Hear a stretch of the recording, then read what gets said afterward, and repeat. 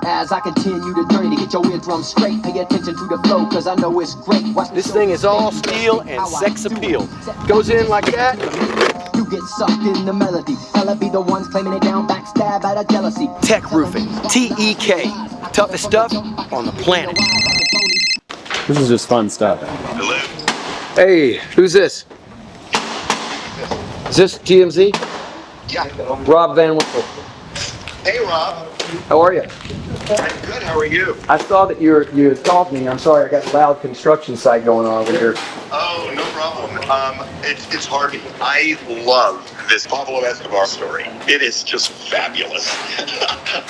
I read this morning and I thought, this is my favorite story of the day. Oh my God, I have so many chapters. What a crazy moment that was in my life that most people never really focused on because there's so many more things that have impacted. And this right here is a chapter that was like the most clueless part of my life, where I was just sitting there with a bunch of guys, because I race motocross, I race everything, boats, everything, and I was just racing boats with a bunch of people. You don't have Google, you don't have anything to. Right. No, I read it. I love it. So listen, I would love to.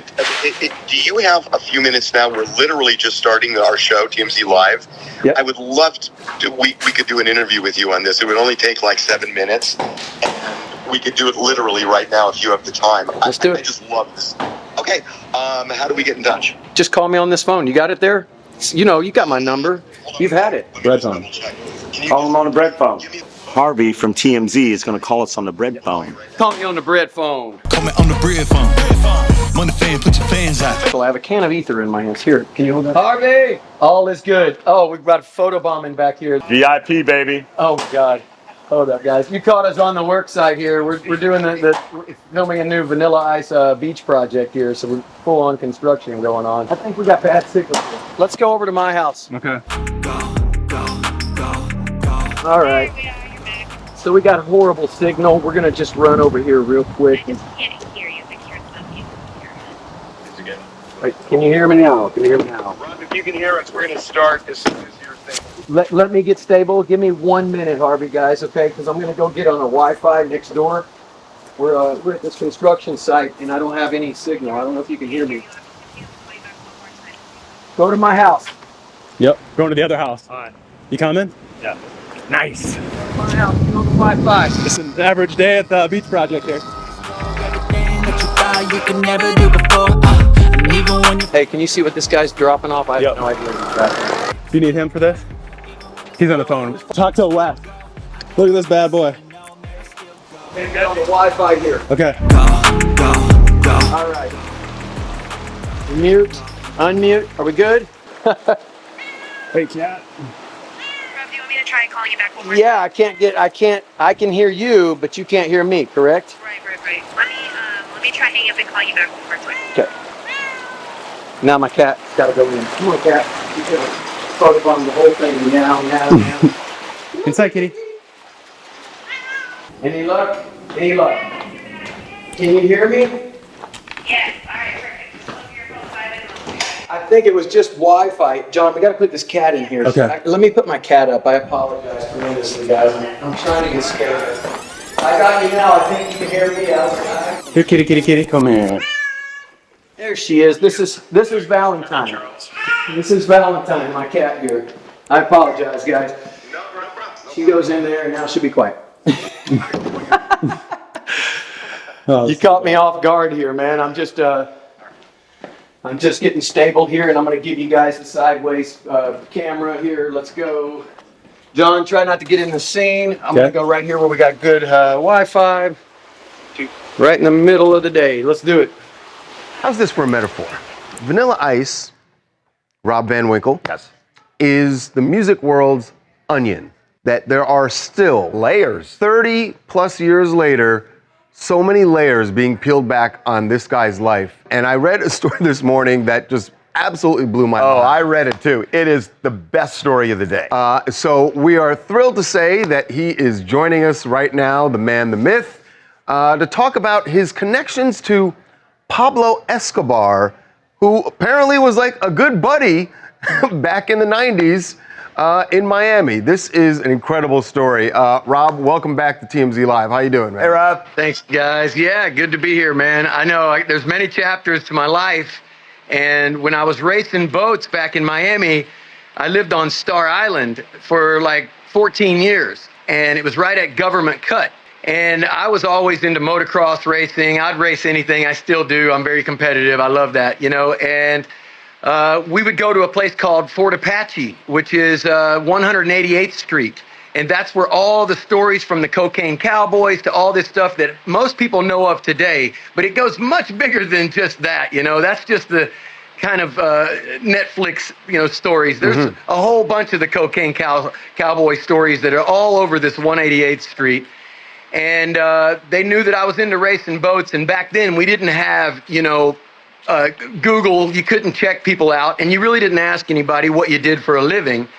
And it was just, you know what? People had money. It's Miami. I mean, for Christ's sake, I lived next door to Don Johnson, directly next door to Don Johnson and Melanie Griffith. The irony of you're living next to the star of Miami Vice. Right. Yet Pablo Escobar would stop by to talk racing boats with you. Unbelievable chapters. I could sit on the front porch with you guys and tell you story after story, but yeah. So do this, like, just set the scene of how you encountered him, what you talked about. It's just a great story. So you don't know anybody, and Pablo was into racing boats. I was into racing boats, and he really did a lot of great things for the boat industry because the money he spread around to, I guess, traffic the drugs also spread into the racing boat community. So a lot of my racing boat friends that used to come to the, you know, races with an old beat-up pickup missing 3 hubcaps, you know, now they're driving Ferraris and people have money. They got, you know, amazing stuff they never had before. And it's like, what's going on? So the boats got faster. All of a sudden, all these new molds are being made for fiberglass and new materials like carbon fiber and just horsepower after horsepower race and a lot of money going into it. So Pablo actually, you know, all that money and stuff was going into the boat racing community, which I was a part of. Do you think, looking back, and I'm not asking you to name any names, but do you think, looking back, that some of those people in the boat racing world who suddenly had much faster boats were being asked to do things, pick up some things maybe for Pablo? Absolutely, and they were dredging certain areas and stuff around a place called Beer Can Island, which is right out of the cut coming in out of Haulover, and you could fly through this thing called Beer Can Alley, and if you don't know where the shallow parts are, you run ashore. So I knew all these because they would just take me through there and I go, whoa, whoa, whoa, don't go through there, man. We're going to hit shore. And they would laugh. They have a snake path that they go through there for the drug runners at midnight. They have special boats that are all made of black, you know, carbon fiber and super horsepower race boats. I mean, this was the craziest time of my life. And I just thought they were all racers. Oh my God. Well, no, okay. I mean, they were no racing. idea. They were racing. Just, I lived in Miami before that. And I know that this kind of became a hub for drugs. And did you ever see anything where you said, oh, that's what's going on here? Right at the end of the whole mess, when I was talking with my good friend Juan Almeida, he was sweating profusely, and I go, what's wrong, bro? And it wasn't even that hot out. And we were at the Fort Apache Marina there, eating on 188th Street. And he goes, don't turn around. There's a guy back there with a spy pin on. And I go, what? A spy pin? And I go, maybe that'll explain why the FBI was asking me questions. And he goes, what did they ask you? And he goes, they asked me why I took $1.7 million in hefty bags in cash and loaded it up in the front of my Ferrari and in the front seat. And then I tried to deposit it. He goes, why did you do that? Oh, my God. It's unbelievable how many things that I just was clueless to back in the 90s. And you don't ask questions, and you're just racing boats. And I was basically, you know, young and dumb. And that's what it was for me. I just look at it like, God, what a moment of my life. And then all of a sudden, I saw the submarine story. It's called the Odessa Project. And in the Odessa project, they tried to buy a Cold World submarine. They actually did purchase a Cold World submarine from Russia. So they had a small submarine that was moving some drugs back and forth from Ecuador, and then they said, let's go bigger so we get more. and it was $30 million. They had it done, and red flag to everybody, and that kind of sent out the message. And then all of a sudden, a bunch of people got busted and went down. And this was where the story, the Odessa project, which is on Netflix, I guess, and stuff. And they go, one of the questions in there, they go, one of the Russian guys, he goes, so how did all these guys meet each other? Like, how did Juan Almeida meet Tarzan and all these guys? And they mysteriously, in the show, they go, believe it or not, Vanilla Ice. Oh my They were God. all over at my house because I lived at Government Cut, so I had every time I'd fly in, they would come over with helicopters and maybe like 10, 15 race boats sitting in my backyard on Star Island, ready to go right out of the cut, because that's where you can go out in the ocean, and the waves were huge because you could jump the cruise ships. They had giant waves. Oh my God. And it was amazing Oh my times, God. man. You're crazy. I love the hefty bag was the tip off. Oh. Hey, Rob, thanks so much for being with us, man. We so can't wait to hear the next chapter. right. You're welcome, guys. I wish you all the best, and all the best for the holidays, everybody. Yes, man. You too, Rob.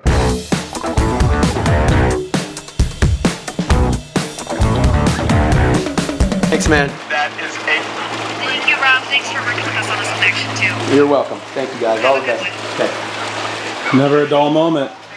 Never a dull moment. That's how we roll Now we're over all here over TV. at the VIP pod. That's so awesome. Now we're all over for the holidays, dog. Just blowing up everywhere with Pablo to here to everybody. I'm the bread phone. Money fan, put your fans out. Everybody got bands